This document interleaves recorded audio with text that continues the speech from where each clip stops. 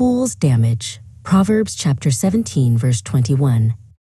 When the phone rang at 2:17 a.m., Daniel already knew it was about Ethan. He answered before the second ring.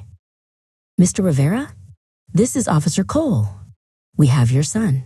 The voice was steady, rehearsed. Daniel sat up, pressing his palm to his forehead. "Is he?" "He's not hurt, but he and some others were caught breaking into a store on Lincoln. You'll need to come down to the station." The call ended before Daniel could find words. At the station, the fluorescent lights hummed like insects.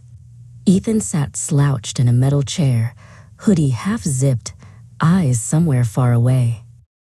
He didn't look 17 anymore. He looked tired, angry, lost. "Dad," Ethan said, his tone casual, as if they were meeting for coffee. Daniel stared at him, then at the officer's report in his hands. Burglary, vandalism, resisting arrest. His mind snagged on each word like barbed wire. "What were you thinking?" Daniel asked quietly. Ethan shrugged. "It was stupid, okay? Everyone was doing it. I didn't even take anything." "Everyone was doing it," Daniel repeated. "That's your excuse?" Ethan's jaw tightened. "You wouldn't understand. You never do." Daniel closed his eyes. Once, when Ethan was a boy, he'd built towers from Lego bricks that reached almost to the table's edge. Daniel would warn him, "Careful, it'll fall." And Ethan would grin, daring it to. It always did.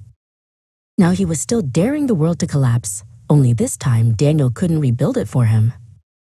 Back home, Ethan stormed to his room, slamming the door so hard a picture frame rattled off the wall. Daniel picked it up, an old photo of the two of them at the beach. Ethan, maybe 8 years old, held a kite above his head. His grin was wide, full of joy and happiness. Daniel sank into the couch, the house echoing with silence. He thought of the proverb his mother used to quote whenever he got into trouble as a teenager. "It is painful to be the parent of a fool. There is no joy for the father of a rebel." Proverbs chapter 17, verse 21. He had never understood it until now. Back then, it had sounded harsh, ancient, and cold. But now, sitting in the half-light of his living room, he understood. The pain wasn't anger. It was mourning for a son whom he cared so much about. In the morning, Daniel drove Ethan to court. Neither spoke. The air was heavy with everything they couldn't say. When they arrived, Ethan hesitated before getting out. "You still hate me?" he muttered.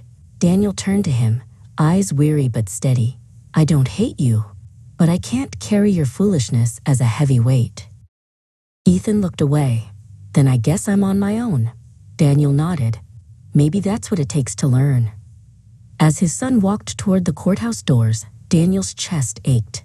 Not from disappointment, but from the helpless love that refuses to quit, even when it hurts. The proverb echoed again, ancient and true. It is painful to be the parent of a fool. There is no joy for the father of a rebel. Daniel parked the car as he walked up the courthouse steps. He had no joy left. Only love, realizing that the love of a grieving father is the hardest kind to carry.